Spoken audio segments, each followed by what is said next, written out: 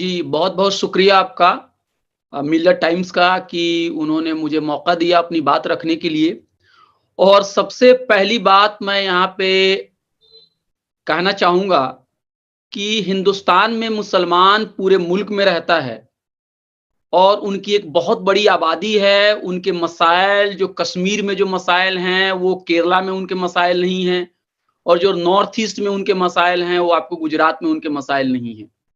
तो कोई एक दवा मैं यहाँ बता दूँ या कोई एक मैं उनकी दिक्कत या उनकी बीमारी को मैं यहाँ निशानदेही कर दूँ, ये मुमकिन नहीं है। इसलिए मैं बहुत सारी जो बातें कहूँगा उसको उसके स्पिरिट में लिया जाए, ना कि उसको लिटरली उसको लिया जाए।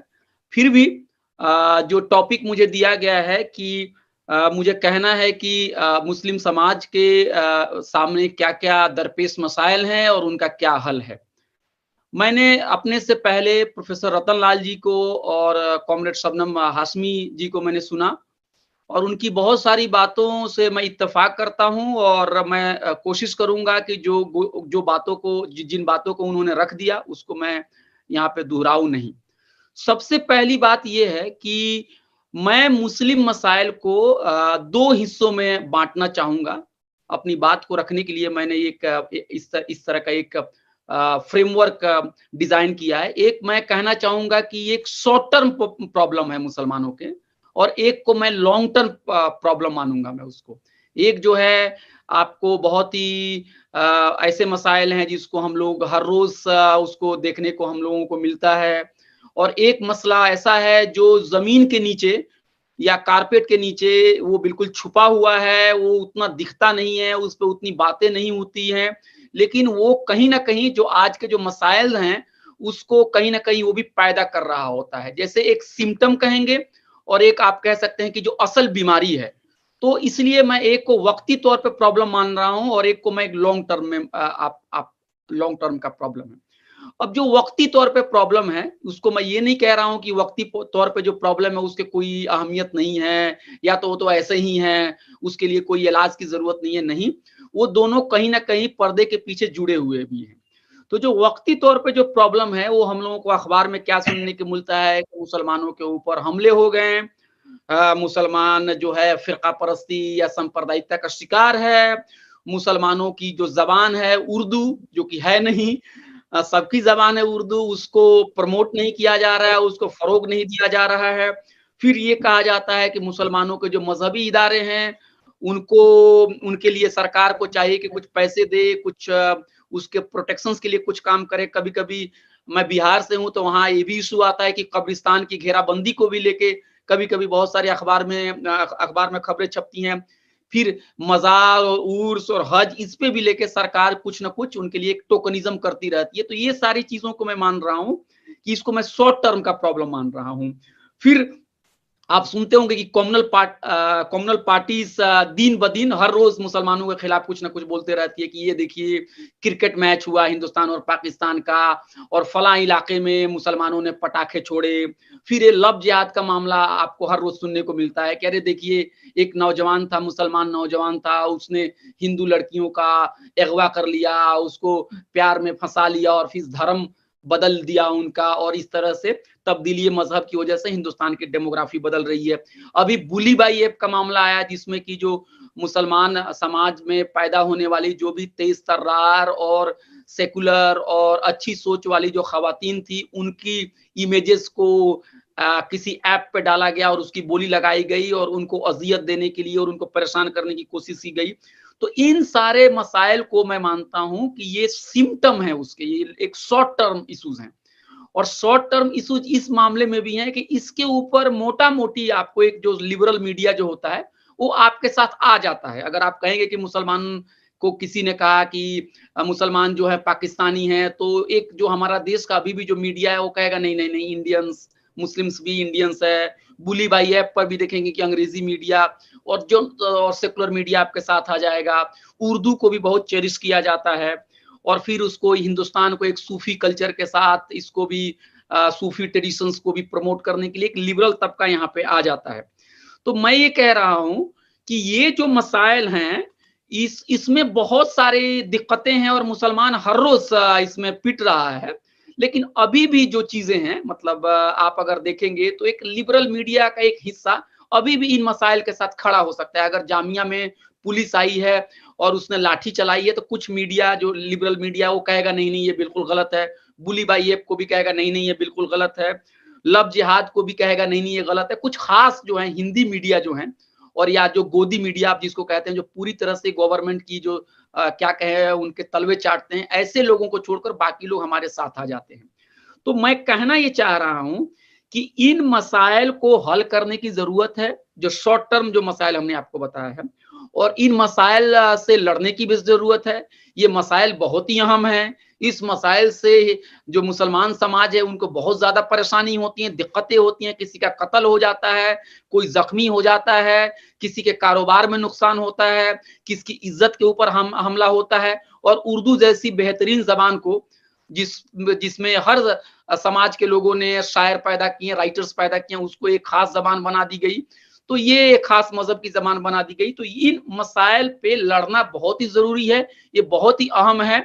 लेकिन मैं सिर्फ ये कहना चाहता हूं कि यहाँ पे कम से कम जो हिंदुत्व का जो नैरेटिव है, उसको क्रिटिक करने के लिए एक सेक्शन हमारे पास है। मुझे नहीं पता है 5 साल के बाद क्या होगा, हम यहाँ पर भी कितनी जमीनों को खो देंगे, लेकिन थोड़ा बहुत अभी भी यहाँ पे हमारे पास एक अभी ताकत है। हमारा ग्राउंड पूरी तरह से जीरो नहीं हुआ है। तो ये शॉर्ट टर्म इश्यूज को भी लेके हमको चलना है, ये बहुत ही अहम है। ये आपका सिम्टम है किसी बीमारी का, इसका इलाज तो करेंगे ही करेंगे। अगर आपको बुखार है और टेम्परेचर बहुत ज्यादा हो गया तो आपको पैरासीटामोल लेना ही लेना पड़ेगा। लेकिन जो बुखार है, क्यों बुखार आ रहा है, ये भी एक बहुत ही अहम चीज है। ये बुखार आ क्यों रहा है, क्या वजह है कि बार बार बुखार आ जा रहा है और बार बार दवा करने की जरूरत पड़ रही है। तो ये जो डायग्नोसिस जो हो रहा है, जिसको आप कहते हैं किसी डॉक्टर के पास जाते हैं और वहां पे पूरा आपके बॉडी का टेस्ट होता है, उसके बाद जो डॉक्टर होता है किसी हतमी नतीजे पर पहुंचता है कि भाई क्यों परेशानी है, क्यों बार बार मुसलमानों को ही गाली दिया जा रहा है, बार बार मुसलमानों की औरतों के खिलाफ ही बोला जा रहा है, उनके धर्म को गाली दी जा रही है, ऐसा क्यों है। तो जब मैं इस गोशे पे बात करना जा रहा हूं कि क्यों है, आखिर क्यों उन्हीं के खिलाफ हो रहे, क्यों वहीं पिट रहे हैं, क्यों उन्हीं के साथ ये ऐसा हो रहा है, तो मैं इसको एक लॉन्ग टर्म समस्या में मैं जा रहा हूं, जिसका एक फुल डायग्नोसिस होता है, जिसको डॉक्टर कहते हैं आम जबान में। इसको 2-4-6 महीना दवा चलाने की जरूरत होती है, या सर्जरी करने की जरूरत होती है, या 2-3 महीना दवा खाएंगे तब ठीक होगा। तो ये जो लॉन्ग टर्म जो प्रॉब्लम है, वो मुझे लग रहा है कि ये यही ऐसा फील्ड है जहां पे कम्युनल फोर्सेस और सेकुलर फोर्सेस के बीच में जो कि बाइनरी जो बनी हुई है, वहां पे ये जो डिफरेंसेस हैं वो बहुत मिटने शुरू हो जाते हैं और वहां पे चीजें ब्लर होने लगती हैं। जिसके बारे में प्रोफेसर रतन लाल जी ने भी कहा कि बिहार में समाजी इंसाफ की एक बहुत बड़ी पार्टी है, उसके जो मेंबरान हैं वो क्या करते हैं, जो उसको लीडरान है, वो अपनी पार्टी के लीडर को वोट करने के बजाय जो फिरका परस्त पार्टी में बैठे हुए जो लोग हैं, जो उनकी जात से आते हैं, उनको वोट कर देते हैं। तो ये जो चीजें हैं, कभी कभी दिमाग खराब हो जाता है कि यार ऐसे कैसे हो सकता है, सेकुलर पार्टियां ऐसे कैसे हो सकती हैं। और मैंने कहा, अब मैंने ये भी देखा, आपको अब राम मंदिर के इश्यूज को देख लीजिए। राम मंदिर के इश्यूज को पहले दिन से मेरे जैसा कम तजर्बाकार आदमी, जिसकी समझदारी उतनी ज्यादा नहीं है, मैं भी पूरे यकीन और एतमाद के साथ कह सकता हूं कि ये सियासी मामला है, खालिस सियासी मामला है, शुद्ध रूप से ये राजनीतिक मामला है। इसका आस्था से कुछ भी लेना देना नहीं है, कुछ भी नहीं, 1% भी इसका लेना देना नहीं है। और मुझे याद है अभी एक मासूम मुरादाबादी साहब, उर्दू के बहुत ही बड़े सहाफी है, उन्होंने आंखों देखा हाल एक उर्दू में किताब लिखी है, और उस किताब को मैं पढ़ रहा था तो उसमें इस एक वाक्य का जिक्र है कि जब 1985 के करीब में शायद विश्व हिंदू परिषद, उस जमाने की जो सरकार जो मरकज में थी, उनके बीच में कुछ जब अंडरस्टैंडिंग हुई, तो संघ के लोगों ने कहा कि ये तुम क्या कर रहे हो, हमारा मकसद, विश्व हिंदू परिषद के लीडर से उन्होंने कहा, संघ के लोगों ने, कि हमारा मकसद राम मंदिर के मसले को ठीक करना नहीं है, हमारा मकसद है राम मंदिर के मसले को तूल देना, और तूल देके दिल्ली की सल्तनत पे या दिल्ली की जो कुर्सी है वहां पे कब्जा जमाना है। तो पहले दिन से ही ये मामला जो है ये एक राजनीतिक मामला है। लेकिन आप देखिए, सेकुलर पार्टी के लीडर जो हैं, राम मंदिर जब बनने के लिए शुरू हुई और उसमें जब ट्रस्ट बन गया तो उस ट्रस्ट को, अगर राम मंदिर बनाना है तो उस ट्रस्ट को बनाना चाहिए। तो प्रधानमंत्री जी कोविड के सारे जाब्तों को ताक पर रखकर वहां पे पहुंचे और फिर सेकुलर पार्टियों के बीच में क्या हो रही है, मतलब एक मुकाबला हो रहा है, कौन सोने की ईंट भेजेगा, तो कौन चांदी की ईंट भेजेगा, तो कौन कितनी ईंटों को भेजेगा। ये सारी चीजों का जो मुकाबला हुआ। और अगर इस तरह की चीजें अगर हम लोग कभी कहेंगे तो हमें क्या कहा जाता है, आप सेकुलर इत्तेहाद को तोड़ रहे हैं। ये लोग जो हैं, हमारे जैसे लोगों को कहा जाता है कि ये लोग कभी भी फायर कर जाएंगे, लूज कैनन है ये लोग। ये सेकुलर लोग हैं लेकिन सेकुलर लोगों का ही क्रिटिसिज्म करते हैं। मैं पूछना चाहता हूं, क्या दुनिया में किसी बीमारी का इलाज हो सकता है जब तक कि आप लॉन्ग टर्म बीमारी, जो लॉन्ग टर्म जो रूट कॉज है बीमारी को, उसको दूर न करें। आप देखिए परशुराम, मैं बिहार से आता हूं और मैं भी ऊंची जाति से ही आता हूं। मैं भी कोई, मैं दलित समाज से या पिछड़े समाज से मैं नहीं आता हूं। मैंने कभी परशुराम के बारे में अपने इलाके में नहीं सुना था, कभी मैंने नहीं सुना। मुझे सिर्फ यही याद है परशुराम के बारे में कि रामलीला होता था और वहां पे राम जी जब धनुष तोड़ देते थे तो एक साधु आते थे और कुछ बहुत गुस्से में बोलते थे और लक्ष्मण जी का और राम जी का कुछ संवाद होता था और हम लोग बच्चे लोग उसको सुनकर बहुत हंसते थे और ड्रामा में थोड़ा उसको थोड़ा कॉमिक बनाया जाता था। इतना ही हम लोग परशुराम जी के बारे में जानते थे, हमें नहीं पता था कि परशुराम जी कौन है। आज परशुराम जी की मंदिर बनाने के लिए तमाम सेकुलर पार्टियां, तमाम समाजी इंसाफ की पार्टियां रोज आ रही हैं, रोज रोज बरोज आ रही हैं कि हम 10 फीट की मूर्ति बनाएंगे, कोई कह रहा है मैं 100 फीट की मूर्ति बनाऊंगा, कोई कह रहा है मैं 500 फीट की मूर्ति बनाऊंगा। तो इस चीजों को भी देखने की जरूरत है। और हमारा अकीदा सेकुलर ताकतों के ही साथ है, लेकिन अगर सेकुलर ताकतों से अगर गलती हो रही है तो हम अगर उनकी गलती को ना कहें और आंख बंद कर लें तो हम में और भक्त में क्या फर्क रह जाएगा। तो मैं यही कहना चाह रहा था कि जो मुसलमानों के जो मसाइल हैं और जो मुसलमानों की जो समस्याएं हैं, उसको लेके अगर आप लॉन्ग टर्म में देखते हैं तो लॉन्ग टर्म में आप देखते हैं तो सेकुलर पार्टी और कम्युनल पार्टी की जो बाइनरी है वो थोड़ी बहुत वहां पे हिलने लगती है, वो दीवार टूटने लगती है। मुझे ये बात मालूम है कि जो टॉप की लीडरशिप चाहे सेकुलर पार्टीज की होती है वो तो एक बहुत ही सेकुलर उनका एक आउटलुक रहता है, लेकिन जो नीचे के लेवल पर जो लीडर होते हैं वो कई बार उनके काम करने का जो तरीका होता है, कई बार वो भगवा तंजीमों के साथ कभी ना कभी उनके साथ मिल जाते हैं कभी ना कभी।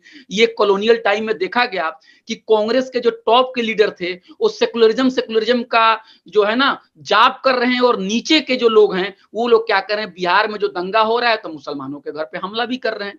तो ये एक लॉन्ग टर्म मामला है और लॉन्ग टर्म इसलिए है कि भारत में अभी भी ये बात इतनी जड़ जमा चुकी है कि एक कोई हिंदुस्तानी धर्म होता है, एक कोई भारतीय धर्म होता है, एक कोई इंडियन कल्चर होता है जिसको हम कहते हैं वैदिक, जिसको हम कहते हैं ब्राह्मणिक कल्चर, जिसको हम कहते हैं एक हिंदुस्तानी है, एक भारतीय है, एक सनातन है। ये चीजें मैं बता रहा हूं, सिर्फ ये भगवा तंजीम के लोग ही अगर इस बात को कहते तो मैं समझता कि ये नैरेटिव बहुत ही कमजोर है।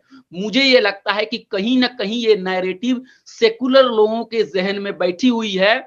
और मैं अभी दिल्ली यूनिवर्सिटी में पॉलिटिकल साइंस पढ़ा रहा हूं और उसमें बड़े बड़े लोग जो हार्वर्ड में बैठे हुए जो लोग हैं पॉलिटिकल साइंस जो पढ़ा रहे हैं, उनको ये लगता है कि हिंदुस्तान में जो पॉलिटिकल थॉट है वो सिर्फ ब्राह्मणिकल ट्रेडिशंस ही हैं, वो गीता है, वो वेदास है।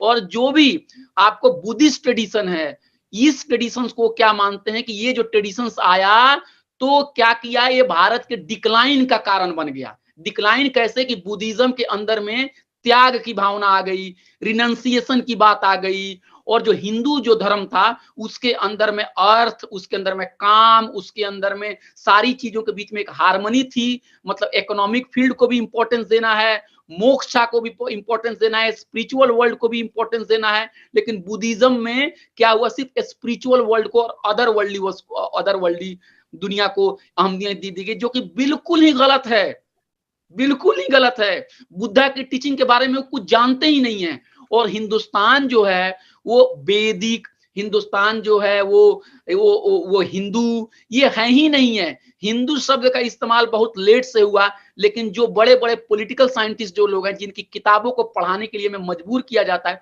वो हिंदू शब्द को ऐसा इस्तेमाल कर रहे हैं जैसे 3000 साल पुराने से लोग सारे हिंदू एक ही बराबर थे। और एक और बात देखिए, हिंदुस्तान में तमिल ट्रेडिशंस भी है, द्राविडियन ट्रेडिशंस भी है, जैन हैं, उसके अलावा एथिज्म का एक ट्रेडिशंस है, इस्लाम की तारीख हजारों साल पुरानी है, क्रिश्चियनिटी की तारीख सिर्फ अंग्रेज और कॉलोनियलिज्म और मिशनरी के साथ नहीं है।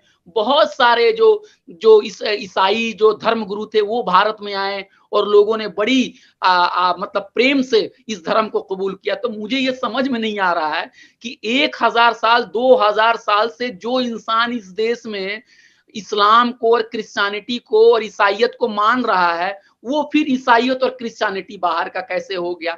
तो मैं ये कह रहा हूं कि अब मुझसे कोई पूछेगा ये बातें कौन कह रहा है, 19th सेंचुरी में आप जाइए और जो भी लीडर हैं उनकी राइटिंग्स को आप पढ़िए, तो आपको ये फर्क करना महसूस हो जाएगा कि कौन हिंदुत्व पार्टी का लीडर है और नाम नेहात सेकुलर पार्टी का लीडर है।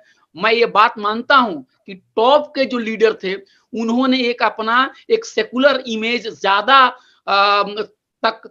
टाइम तक बना के रखा, लेकिन लोअर लेवल पे इस चीजों को, इस बीमारी को दूर करने की कोशिश नहीं की गई। दिल्ली यूनिवर्सिटी की प्रोफेसर चारू गुप्ता के काम को पढ़िए, उन्होंने जो मुस्लिम महिलाओं के ऊपर किस तरह के हमले किए गए हैं हिंदुत्ववादियों लोगों के जरिए, किस तरह से उनकी किरदार कशी की गई है। अभी मैं उनकी किताब पढ़ रहा था, उसमें एक पंफलेट छपा हुआ था उस जमाने में, तिल्ली तिल्ली जहर, तिल्ली तिल्ली जहर। इस पंफलेट में क्या जिक्र किया गया है कि उस जमाने के हिंदुवादी लोग ये कह रहे हैं कि मुस्लिम औरतें जो हैं वो अपने प्यार में, अपने हुस्न में हिंदुओं को फंसा के उनका धर्मांतरण कर रही है। और ये चीज क्या हुआ कि बुली बाई ऐप के साथ भी और लव जिहाद के साथ कैसा मिल रहा है, आप देखिए।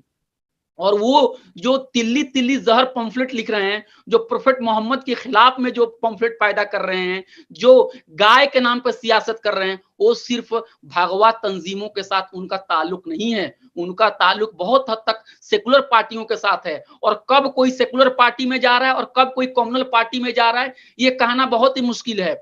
मैं बीएचयू के जो फाउंडर हैं उनको, मदन मोहन मालवीय जी, मैं पूछना चाहता हूं कि वो कितनी बार कांग्रेस के प्रेसिडेंट रहे हैं और कितनी बार हिंदू महासभा के प्रेसिडेंट रहे हैं, ये भी जरा कोई पता करके मुझे बता दे। फिर मुझे लोग कहते हैं कि आप हिंदू महासभा का तो नाम लेते हैं, लेकिन ये भी तो बताइए कि मुस्लिम लीग भी तो कांग्रेस के साथ थी। जी, कांग्रेस के साथ मुस्लिम लीग भी थी, कांग्रेस के साथ हिंदू महासभा भी थी। मैं ये कहना चाह रहा हूं कि बातें उतनी आसान नहीं है जितना मैं बयान कर रहा हूं। सिर्फ मेरा मकसद यही है कि ये कॉम्युनल और सेकुलर का जो बाइनरी है, ये बहुत ही नीट नहीं है, बहुत ये दीवार इतनी ऊंची नहीं है कि चलो इस तरफ सेकुलर हो गए उस तरफ कॉम्युनल हो गए। उत्तर प्रदेश में आप देखिए, एक बहुत ही महिला लीडर वहां पे हैं और वो बहुत लोगों को मोबिलाइज करने की कोशिश कर रही हैं और महिलाओं को रिजर्वेशंस भी देने की बात कर रही हैं। वो हर दिन मंदिर जाती हैं, मैं नाम नहीं लेना चाहता हूं, और हर दिन दुर्गा और काली का इमेज लेके वो प्रचार करती हैं। ये मुझे समझ में नहीं आता है कि शबनम हाशमी जी कह रही थी कि मुझे आप मुसलमान मत बोलिए, मुझे आप हिंदुस्तानी बोलिए, तो उनको ये बात क्यों नहीं समझ में आती है कि हम पहले हिंदुस्तानी हैं। हम जब सियासत करते हैं तो हमारा मकसद होना चाहिए कि हम ऐसे इमेजेस का इस्तेमाल करें जिसमें हिंदू, मुसलमान, सिख, ईसाई, दलित सब हमारे साथ जुड़े। ये दुर्गा और काली के इमेज को जब अगर आप लेके चलेंगे, तो जब मुस्लिम महिलाओं, मुस्लिम बस्तियों में जाएंगे तो क्या वहां एलिनिएशन नहीं होगा? और वहां पे जो हैदराबाद के जो लीडर हैं, जिनको आप कहते हैं कि मुसलमानों को बांटते हैं, क्या उनके लिए आपने रास्ता हमवार नहीं कर दिया? तो मैं सिर्फ ये कह रहा हूं कि ये मामला एक लॉन्ग टर्म भी मामला है, जिसपे अगर आप बात करेंगे तो हम जैसे लोगों को दूध की मक्खी बना के फेंक दिया जाता है। और दूसरी बातें मैं कहना चाहता हूं कि मैं उत्तर प्रदेश में आजादी के वक्त तक पुलिस में मुसलमान 40% थे। कहां है आज उत्तर प्रदेश में मुसलमान? कितने फीसद हैं? मेरा मतलब यह है कि रिजर्वेशन अंग्रेजों के जमाने में मिलती थी। मेरा मतलब है कि उन अंग्रेज सरकार ने मुसलमानों को बहुत बर्बाद किया, हिंदुस्तानियों को बहुत बर्बाद किया, इसमें कोई दो राय नहीं है। और अंग्रेजी हुकूमत को बढ़ाने में मुसलमानों की तरफ से बहुत सारे एजेंट भी उनके साथ काम कर रहे थे, ये भी हकीकत है। लेकिन मुसलमानों के खिलाफ लड़ने वाले में हिंदू और मुसलमान दोनों थे। लेकिन आप देखिए अंग्रेजों के जमाने में जो मुसलमानों को जिस तरह से एक एक रिजर्वेशन और बाकी चीजें जो मिलती थी, उसको आपने सेकुलरिज्म के नाम पे खत्म कर दिया। मैं ये नहीं कह रहा हूं कि मुसलमानों को आप रिजर्वेशन दे दो, लेकिन सवाल ये है कि आज मुसलमान 2 से या 3% क्यों हैं नौकरियों में, इसके ऊपर सवाल क्यों नहीं उठता है। आज मुसलमान जो हैं वो हायर एजुकेशन में उनकी हालत दलितों से ज्यादा खराब क्यों हो गई है, इसके बारे में क्यों नहीं सवाल उठाया जाता है। सिर्फ मुसलमान और सेकुलर पॉलिटिक्स का मतलब ये नहीं आपने उर्स के लिए पैसे दे दिए, आपने उर्दू के लिए पैसे दे दिए, आपने मुशायरे के लिए आपने पैसे दे दिए, आपने कब्रिस्तानों की घेराबंदी दे दी, और फिर आप कहते हैं कि मेरे इलाके में दंगे नहीं हुए। अगर कोई मुसलमान यूनिवर्सिटी में नहीं जा पाता है तो उसके लिए वो कहां जाएगा, वो किसके पास जाएगा, ये भी सवाल है। तो और मैं मुसलमान जो थे आजादी से पहले उनको एससी स्टेटस भी मिला हुआ था, शेड्यूल कास्ट का भी स्टेटस मिला था, उसके ऊपर में बात क्यों नहीं होती है। जो अहम मसाइल जो होते हैं उसको क्यों कह दिया जाता है कि अरे ये बहुत ही कंट्रोवर्शियल मामला है। दूसरी चीज ये है कि आज पॉलिटिकल पार्टीज में मुसलमानों की क्या हैसियत हो गई है। याद कीजिए दिल्ली के एक बहुत बड़े नेता जो 2012-13 के बाद उभरे हुए हैं करप्शन के खिलाफ में, उन्होंने एक बार क्या बयान दिया था कि अरे मुसलमान के बारे में क्या बात कर रहे हो, क्या जरूरत है मुसलमान के बारे में बात करने के लिए, एक बार हम फिरका परस्त पार्टी के खिलाफ इलेक्शंस लड़ेंगे, वो खुद ब खुद आके हमें वोट देना शुरू कर देंगे। और फिरका परस्त पार्टियों का क्या कहना है, मुसलमान के बारे में क्यों बात कर रहे हैं, सड़क बनती है तो क्या मुसलमान उधर से नहीं गुजरता है, टॉयलेट बनता है तो क्या मुसलमान उस टॉयलेट का इस्तेमाल नहीं करता। अरे भाई जब सड़क बन जाने से और टॉयलेट बन जाने से अगर सबका भला हो जाता तो फिर एक पार्टी के अंदर में एक ही लोगों की बालादस्ती क्यों है। तो ये इन सवालों को भी उठाने की जरूरत है। और जैसा कि रतन लाल जी ने कहा कि secular democracy, political democracy, economic democracy को एक साथ देखने की जरूरत है, कल्चरल फील्ड पे भी एक साथ काम करने की जरूरत है। इन सारी बातों पे एक लॉन्ग टर्म भी काम करने की जरूरत है। और एक आखिरी बात मैं कह के अब खत्म करना चाहता हूं, क्या इसका मतलब यह है कि क्या मैं मुसलमानों को ब्लैंक चेक दे रहा हूं, मतलब बिल्कुल साइन अपना कर दिया और कह दिया जो भाई जो पैसा आपको भरना है भर दिया। नहीं, मुझे पता है कि मुसलमानों के अंदर में भी बहुत सारे मसाइल हैं और मैं ब्लैंक चेक मुसलमानों को नहीं दे रहा हूं। सबसे पहली बात, मुस्लिम जो भी हमारे भाई या दोस्त इस प्रोग्राम को देख रहे हो, सबसे पहली बात तो ये सोचने की जरूरत है कि हिंदुस्तान का सारा मुसलमान एक नहीं है। हिंदुस्तान के मुसलमानों के बीच में डाइवर्सिटी है, इसलिए कोई भी सियासी पार्टी मुसलमानों को एक रंग में रंगने की कोशिश करेगी तो ये भी एक तरह की फिरका परस्ती होगी। दूसरी बात मैं ये कहना चाहता हूं कि मुस्लिम पॉलिटिकल पार्टियां जो हैं वो जज्बाती चीजों पे ज्यादा सामने आती है, उनके पास भी कोई कंक्रीट एजेंडा नहीं है। जो लीडर आजकल हैदराबाद से उत्तर प्रदेश आ रहे हैं, वो दिल्ली आ रहे हैं, मैं पूछना चाहता हूं उनका इंतखाबी मंसूर, उनका इलेक्शन मैनिफेस्टो कुछ है, कुछ उनका इलेक्शन का कुछ मैनिफेस्टो है। उत्तर प्रदेश के एक लीडर हैं, वो कहते हैं कि मैं हजरत बरेलवी, मतलब हजरत अहमद रजा खां बरेलवी हजरत के खानदान से हूं। अरे भाई जब तुम सियासत करने आ रहे हो तो हजरत अहमद रजा खां बरेलवी के तुम किस रिश्तेदार में हो, इस बात को कहने की क्या जरूरत है, इसकी क्या जरूरत है। इसी तरह कोई हिंदू आया कहेगा मैं श्री रामचंद्र जी के खानदान से हूं, क्या जरूरत। तो मुसलमानों के अंदर में भी जो पॉलिटिकल लीडर्स जो काम कर रहे हैं, इलेक्शंस के टाइम में वो आते हैं और वो क्या करते हैं, वो भी हिंदुत्व का काम बनाने का आसान करते हैं। और दूसरी बात यह है कि मुसलमानों में जो दलित मुसलमान है, जो पिछड़े मुसलमान है, उनकी हालत और अपर कास्ट मुसलमानों की हालत एक बराबर नहीं है।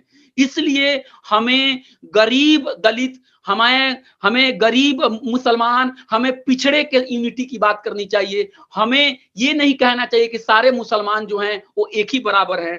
जात पात का भी मसला मुसलमानों में बहुत ही अहम है। जेंडर का क्वेश्चन कॉमरेड शबनम हाशमी ने कहा, वो भी बहुत ही इंपॉर्टेंट है। और डेमोक्रेटाइजेशन भी सोसाइटीज के अंदर में करने की जरूरत है। ये सारी चीजों पे हम किसी और दिन भी बात करेंगे। एक ही बात कहना चाहूंगा कि मुस्लिम सोसाइटी उतनी ही डाइवर्स है जितनी हिंदू सोसाइटी है। एक खान साहब के कुर्सी पे अगर एक धोबी बैठ जाता है तो खान साहब भी उतने ही गुस्से में आते हैं जितने एक पंडित के दरवाजे पे एक दलित चला जाता है। इस बात को भी भूलने की जरूरत नहीं है। एक ही सप में खड़े हो गए महमूदो अयाज, ना कोई बंदा रहा ना कोई बंदा नवाज, लेकिन नमाज पढ़ने के बाद कौन बिरयानी खाएगा, कौन भूखे रहेगा, ये भी एक बहुत बड़ी इंपॉर्टेंट चीज है। इसलिए अमीरी गरीबी का भी इश्यूज बहुत ज्यादा है और मुस्लिम तंजीम में काम करने वाले जो गरीब मजदूर हैं, उनका शोषण कोई हिंदू आके नहीं करता है, बल्कि वही अपर कास्ट मुसलमान भी करते हैं। इसलिए मुसलमानों को चाहिए कि मजहब के नाम पे, धर्म के नाम पे कोई भी मुस्लिम लीडर उनको इकट्ठा करने की कोशिश न करे। दलित, मुसलमान, पिछड़ा, मजदूर, कामगार, उनके साथ उनकी हमदर्दी होनी चाहिए, उनके साथ उनकी यूनिटी होनी चाहिए। बहुत बहुत शुक्रिया। बहुत सी बातें मैंने बहुत हड़बड़ी में कही, आप उसे एक स्पिरिट के तौर पे उसको लीजिए। बहुत बहुत शुक्रिया।